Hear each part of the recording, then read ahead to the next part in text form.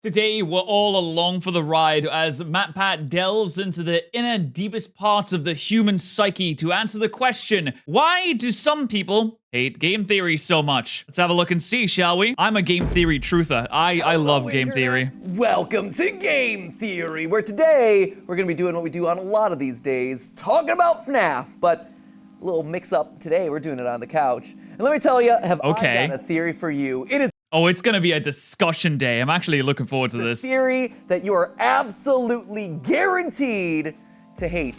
Get your pitchfork. Here we go. Friends. I realized once I had done my game theory reaction for all the Five Nights at Freddy's timeline stuff, which people thoroughly enjoyed, there was a very vocal minority of people, both in the stream chat as I was reacting and on the comments after, that would get really, really mad at specific things that weren't right and would maybe react in ways that weren't really appropriate for the moment, going a little bit overboard, which is fine because if you like something, then you like something. But we have to understand that we're all talking about people here. Some things just aren't worth being a massive dick about. To get dragged all across Twitter and Reddit for this one, but here we go. Honestly, that's kind of to be expected at this point, because that's largely been the response to a lot of our FNaP theories lately. Any theory that I release at this point starts with this massive wave of comments like, Matt's theorizing has gone downhill at this point.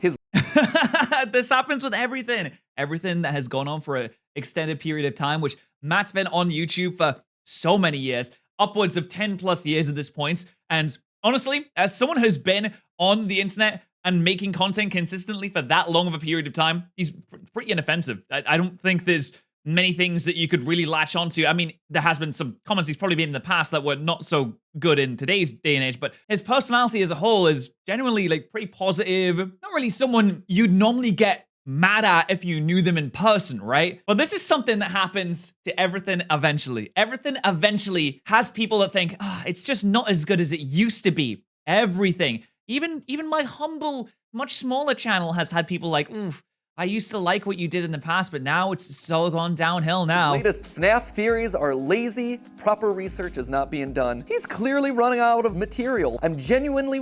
The running dry on material comment, I'm sorry, I know I'm pausing a little right at the start, but the running dry on material is so funny to me. These are comments that this is my anecdotal information here, have only received when I do something new. If I do something that I've already done before, people never say that. But if I try a new idea that I've never been even remotely close to before, it's like, are you running out of ideas now? Oh, you did this? Oh, you must be running out of ideas. If I do something that is widely established on my channel before, not a peep. But a new thing, you must be running out of ideas. Which is funny because you'd think it'd be the other way around. If you're running out of ideas, you just do something that you've already done before, right? I'm wondering if he's even passionate about this franchise anymore. There is a difference between telling theories and straight up telling misinformation. Oh boy, it's tough. In fact, Matt. I don't know if you've noticed this, but pretty much every script that we do at this point, especially about this franchise, always comes packaged with some sort of predetermined disclaimer right at the top. Cue the clip. Fair warning, though, the conclusions we've reached that solve security breach, they are controversial. I feel good about them. Like, I think that we've locked in on a lot of the answers here, but, they're gonna raise a lot of discussion. It's funny that he has to say that, and he even says it in this really inoffensive way. Because you could come out here and say this and be like, hey, this is what I came to. If you don't like it, fuck off, I don't care. But he's coming on like, it's going to cause a lot of discussion and things like that. You know, he doesn't want to upset anyone. I think he just likes doing this. He thinks it's fun. It's just fun to theorize about certain things. That's why people do it on the internet so much. It's not really that serious of a thing. And you shouldn't be yelling at someone and getting really mad at someone because of that. Game theories as a whole, to me, are just a way to explore certain franchises, maybe learn something about the franchise that I didn't know before, and just have a little bit of fun thinking about what could be. Let's just say that you're either gonna love that episode or hate it. I don't really think there's gonna be much in between on that one. And while we'll certainly get to my problems here in a minute, let me just say, I seem to be in good company. It's not just me getting these sorts of responses. A lot everyone gets of FNaP theorists are receiving the same sort of constructive criticism online. John from the channel FNaP, he has regularly told that, quote, his recent theories are horrible. Yes, I went to a printer and actually printed that out so I could read it. John lied about the contents of the most recent story. And, here's another one, I don't want to be rude, but the mimic and baby theory sucks. Okay, I bet that that is the least offensive comments that they could have found. You know, deep, right buried in the most hellish, blazing annals of that comment section. Oh, you know, there's some really bad stuff in there. You know, there's some horrific messages in there. It's funny that the Five Nights at Freddy's community specifically is doing this kind of thing, because Five Nights at Freddy's is a story that does not have any real consistency from the get-go, because it's not like the creator, Scott, was like, ooh, Five Nights at Freddy's. Yeah, I'll make a billion of these, and the story will be consistent throughout. It's something that's made up probably as he goes along. He probably did plan stuff for the future, and there's a lot of things that run back and interconnect. Overall, there's probably going to be inconsistencies, and there's probably going to be stuff made up, and there's probably just going to be things that people come to different conclusions on. You see the same piece of information in the way that people work and the way that people's minds work, as you'll process that in a different way, and you'll make different assumptions. You may forget one small thing that leads you to a different conclusion. I don't want to be rude, huh? Well, you might want to look up the definition of what it means to be rude there, friendo. And it's not just me and John either. Rytoast, another FNaP theorist, also involved with this one. He was told that his theories massively whiff. I mean, honestly, the list could go on and on here. The feedback is endless, but the TLDR of all of this is that I went down the line of FNaP theorists, and I just kept seeing the same thing over and over again. It's not just my theories that are getting all this hate, it's all theories. And that's weird. So I figure that we should probably do a theory about that. Right. Oh, I can't wait to get into this. This one's going to be fun. There's going to be a lot of discussion on this one. Also, it may seem that morepat is the one that's getting the most of the flack for things like along this nature. You go on Twitter, people are dunking on other people constantly. It's just because he has the biggest platform, I would assume, out of all these theorists. A lot of people just like to talk shit. And you know what? Sometimes there's nothing wrong with talking a bit of shit. I think that's fine sometimes. Sometimes people don't deserve it, though. Because I think I know why this is happening. And honestly, just like the FNaP lore, it's pretty darn complicated. But at this point, if we don't actually stop to take the time and address it, I worry that it could actually end up harming this community and the whole FNaP franchise as a whole. I agree. And this is why. When I did my reaction to morePat's timeline, there were people in the chat that were just like, no, no, no, wrong, wrong, this is wrong, they're lying, this is dumb, he's stupid, it's wrong. It's annoying to see people like that in the chat constantly. Then you may be fervent about your favorite franchise, you may be very passionate about it, but there's a certain vibe check that you need to pass in order for a person not familiar with a franchise to take your word for something, and also just to not be annoying. And if you spam wrong, annoying, the terrible, stupid, incorrect, you're lying constantly, you don't pass the vibe check, which means that someone not familiar with something, maybe just being introduced to it for the first time or wanting to get into it for the first time, they're not as passionate about that as you are. If you don't pass the vibe check, you're putting someone off it, because they think, oh, this is the fandom? No, I don't want to be involved with this. This is annoying. First off, I think it's important that we set some context here. Every FNaP theory that we release at this point has met with the internet largely dismissing it as insane, or jumping the animatronic Felix the Shark, such as, Cassie Dad is Bonnie Bro. It is the dumbest thing I've ever heard, says one commenter. Great. I mean... Hey, you can't get one guide, though. That is very easy to get one guide. I get one guide all the time. If you get one guide is just when one person posts a comment and you hyper-focus on that one negative comment. When there could be thousands of very positive, very nice comments, a lot of discussion, a lot of positivity going on. But if you see that one comment and that really rubs you the wrong way, it really hits you in the insecurity, then you're going to get one guide and you're going to hyper-focus on that. I do it constantly. It's very bad. It's very unhealthy. I also said that Deadpool is Ernest Hemingway. I'd say that one was dumber, but sure, go for it. Maybe you missed that one. Daycare attendants' endoskeleton teeth match the mimic. This one right here says, it is dumb, dumb, dumb, dumb, dumb. Agree to disagree on that one. We'll get to that in a second. Oh, and this one here is a classic. Gregory's a robot. This theory is literal cancer. No, my friend. No, it's not. It is not a literal cancer. And if me suggesting that a fictional character in a YA murder bunny game is a robot is that bad to you, don't touch grass.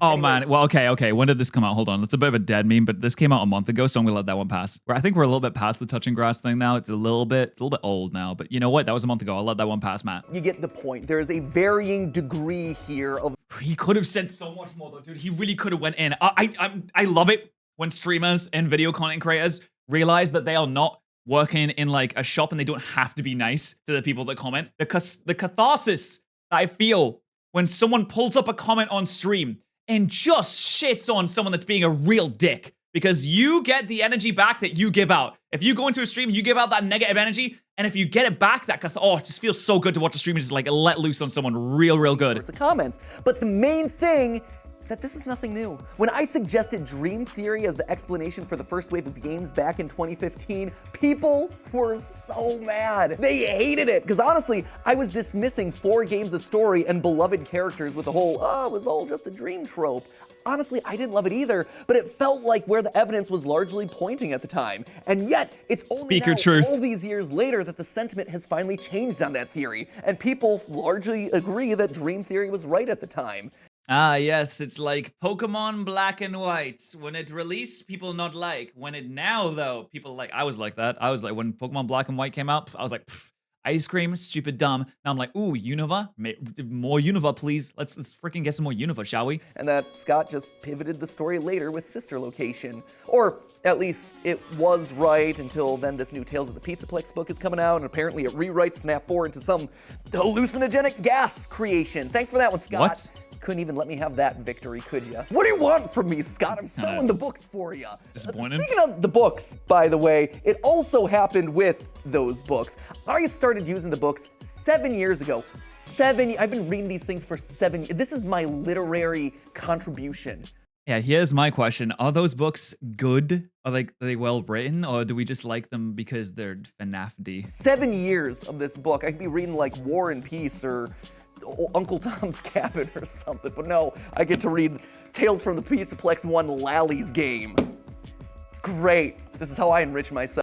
A literary masterpiece, I think that we can all agree. To my knowledge, I was one of the first, if not the first person, to seriously use the books for overall theorizing. Let me tell you, people hated it at the time. They despised it. They're like, why would you do that? Why would you talk about the books? But those theories actually helped me predict that William Afton was going to be the villain, that Charlie was going to be revealed to be the puppet, that Sister Location was buried under the Afton house, and that Michael Afton was the Foxy Bro. And that's just when you're right, you're right. They helped me reach. And now, why would you not want to use the books as part of your theorizing, assuming that it is canon? I mean, even if it's not canon, it could still lead towards something, right? Here we are, a whopping 7 years later. I've got a couple of gray hairs, and the pendulum has swung completely in the other direction. Now, the community holds me and all the other FNaF theorists hostage if we're not looking at the books, or if we're looking at them improperly and not treating them as 100% canon to the events of the game. Long story short, time is a powerful thing, and in this franchise especially, it is super powerful, considering that Scott repeatedly has said that he uses both the games and books in the future to clarify the events of the past. Or, you know, that's just his shorthand way of saying that he uses those future things to just ultimately pick the direction that he wanted to go the entire time.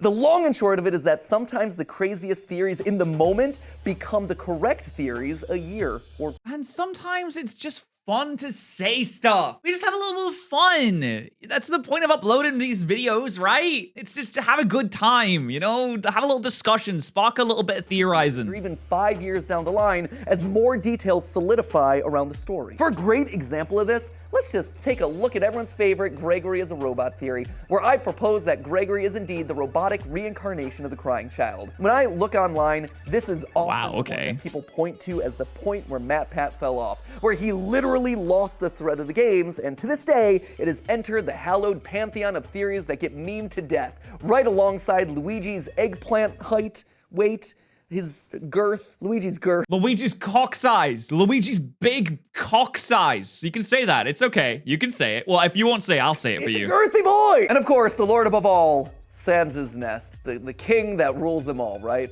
And more often than not, that robot theory gets boiled down to this singular graphic right here. So much so that we actually started to meme on it ourselves. And you know, when it gets to us memeing something, it is definitely dead. We are so cringe that we make your dad's jokes look cool. But here's the thing, Gregory as a robot is now a theory that has spawned over 4 other theories and constitutes over 15,000 words. And so dismiss it as purely white kid in striped shirt go brrrr. Isn't that you just falling into the same trap that you, the internet accusers, have leveled at me? You say that I ignore evidence, that I don't do my research, that I ignore key details just to forward my intended narrative, but isn't that exactly what you're doing there? I wonder who he's addressing specifically, because the way with internet communities is that the person that's yelling at you now is not the person that's going to be yelling at you tomorrow, and the person that's yelling at you for a specific reason is not going to be yelling at you for potentially a different reason tomorrow. There's so many people. Addressing a community as a whole is quite difficult because it's not the same people, usually, unless there is for example, a lolcow on the internet that exists and people create a subreddit to just dunk on that person consistently over and over again.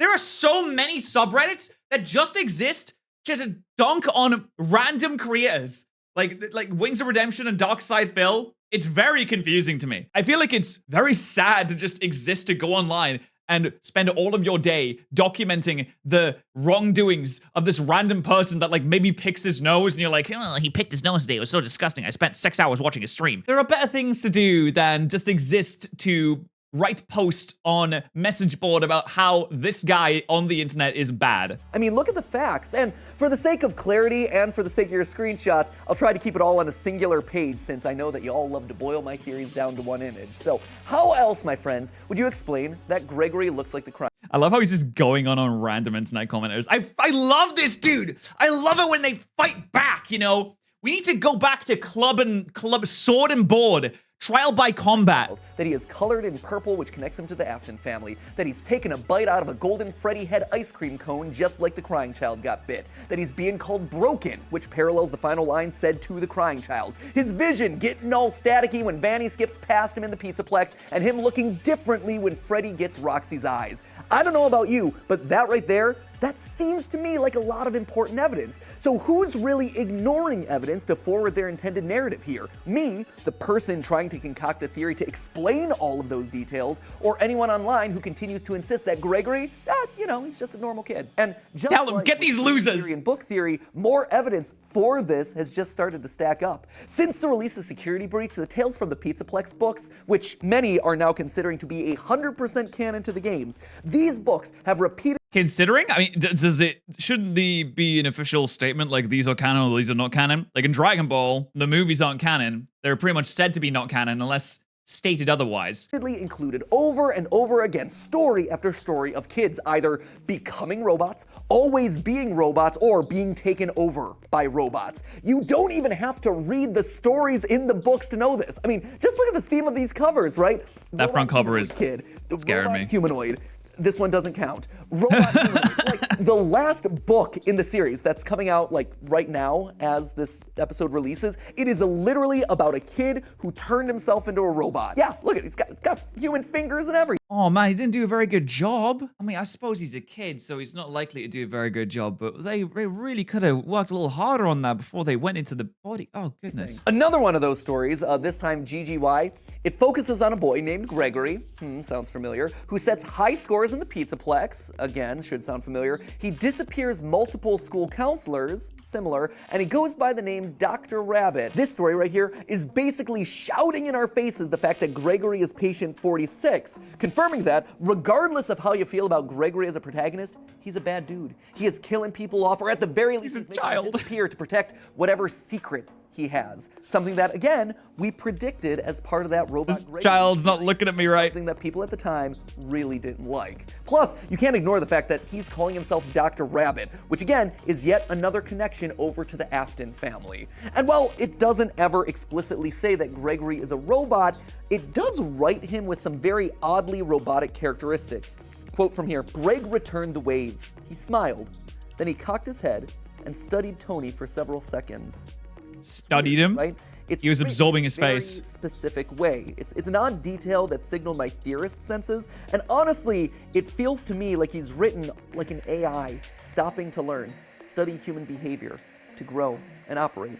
And that. Yeah, I mean, that's not really things that kids do. They're not going to stop and be like, let me look at you for 5 seconds, 4 seconds, 3 seconds, 2 seconds. You may leave now. Sort of AI connection actually returns when we go back to Security Breach. Here, I'd like to direct your attention to the wall code from the secret sister location room found near the end of that game. People decipher this? The FNaP community figured out that this chunk of wall code right there read as follows: dodge, duck, flash, shoot, crawl, run, crush. When he said dodge and duck, I thought it was going to be a reference to the Dodgeball movie where he says the 5 Ds of dodgeball: dodge, duck, dip, dive, and dodge. The Vile Band. Who is the only character to do all of those actions? It's Gregory. He's flashing Faz cams, he's shooting Faz lasers, he is literally crushing the band. So this room, an Afton room, mind you, is in some ways trying to speak to to Gregory. But why would it be written in such a weird language? Well, honestly, we had no way of knowing it at the time. It wasn't until a year later, when this book finally came out again. This is the same one with GGY, but this time it had a tale called The Storyteller. This one is a tale all about a genius roboticist who speaks to his AI creations in a very specific way. Quote again from this book: "Every sheet of paper was covered with odd stick drawings and strange symbols that were not at all familiar to Mr. Burroughs. Squiggles, squares, loops, triangles within triangles. The code is the language of the mimic. The mimic being an AI program designed to copy those it watched. All signs point to Gregory being a robot built as part of this AI system." So throw that one over there onto that one-pager screen grab from earlier. Oh yeah, and don't forget the fact that we also discovered that Robot Kid heads were found down in the sister location bunker, showing that that is deranged. Working on Robot Kid absolutely insane. Way sooner than any of us ever expected. That should actually be on there too. And overall, you look at that one screen grab, it's pretty crowded in there, right? And even if Gregory isn't a robot, it feels pretty darn clear that someone in this franchise probably is at this point.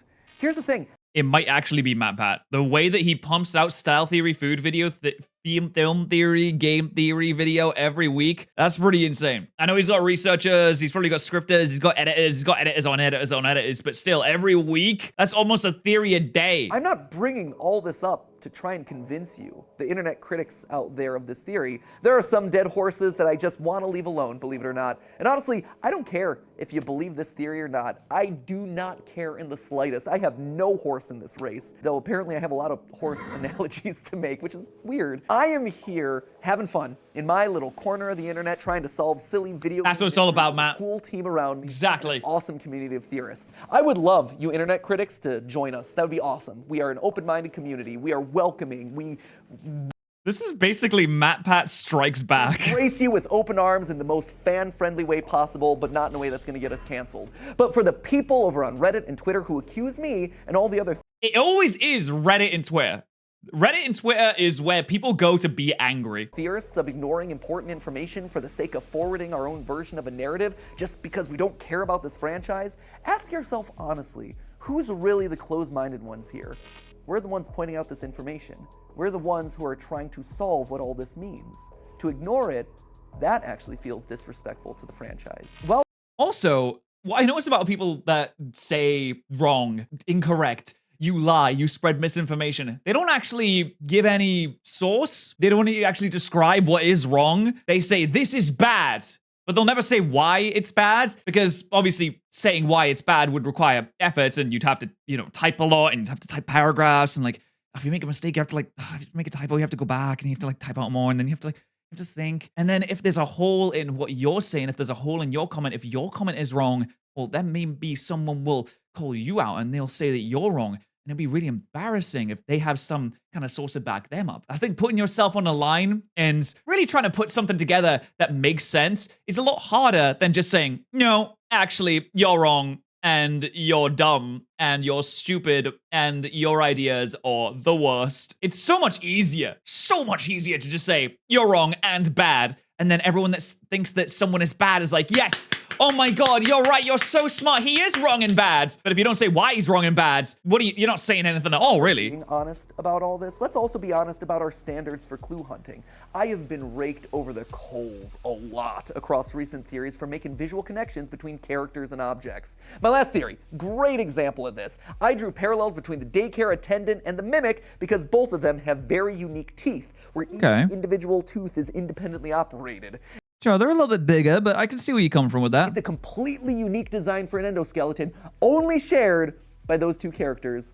And yet a lot of people were quick to dismiss the entire idea as just surface level. Oh, it's only a coincidence. But do you remember what franchise we're talking about here, friends? We started with counting animatronic toes and buttons. But the reason... Why would you do that? This is funny watching this as someone that isn't super into the Five Nights at Freddy's franchise. There's some very in-depth information coming out here. Just that specific connection, I saw those exact same conversations happening around the mimic's hand with its clawed fingers. Oh my gosh, clawed fingers, just like Burn Trap or the Glamrock's hands. You do realize that you're doing the exact same thing that you were criticizing me for. But here's the question. Is it the same person? Because a lot of people will just go online because they want to be angry. They're like, oh, what can I get angry at today? And they see this like, oh, MatPat dumb, actually. And then there'll be a separate person, maybe even in the same community or sub-community, that is saying, oh my god, Glamrock hand. Oh my god, hands, so cool. Might not actually be the same person. Right? I mean, if you're allowed to compare sharp, pointy hands, then I can compare independently moving teeth, right? You can do whatever you want, MatPat. Things have certainly gotten more. You have free will. In the theorizing space, and we have higher standards for our evidence, and we should always be looking for more evidence to support any of our conclusions. Simple observations like fingers or teeth, they're easy ones to build off of. They're easy ones to start exploring, and hey, where they lead to can be some really awesome, cool directions.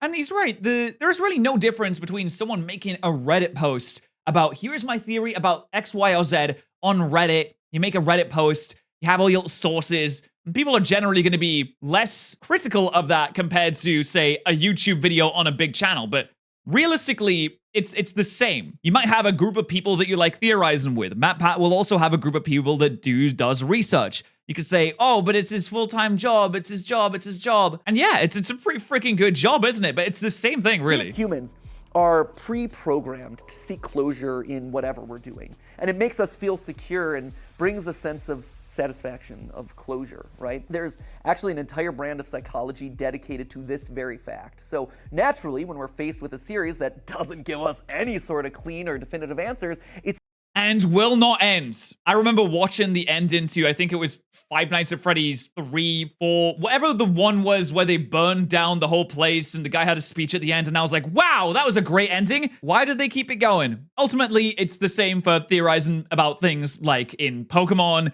It's a series that's never going to end, and you're really not going to find closure, and it won't end until either the money runs out, or maybe they lose the IP. Maybe Scott's like, actually, no more Five Nights, no more Nights at Freddy's, 0 Nights at Freddy's now. Ultimately, I think that MatPat hate, or just general people that theorize about video game stuff hate, is on a scale that doesn't make any sense. There's no appropriate response. This isn't how you'd interact with someone if you met them in real life. These people that are going online saying that MatPat is the worst thing to happen to Five Nights at Freddy's since Five Nights at Freddy's isn't really thinking about what they're saying. And the harm that might be done to a community through a big YouTuber saying something that, oh no, might be slightly incorrect or even mostly incorrect isn't as big as the harm that's being done to the community by really, really negative people just shitting on people constantly. That is doing way more harm than anyone posting bad info ever could do. At least that's what I think. And I also think that you should use code Patterrz at GamerSubs to get the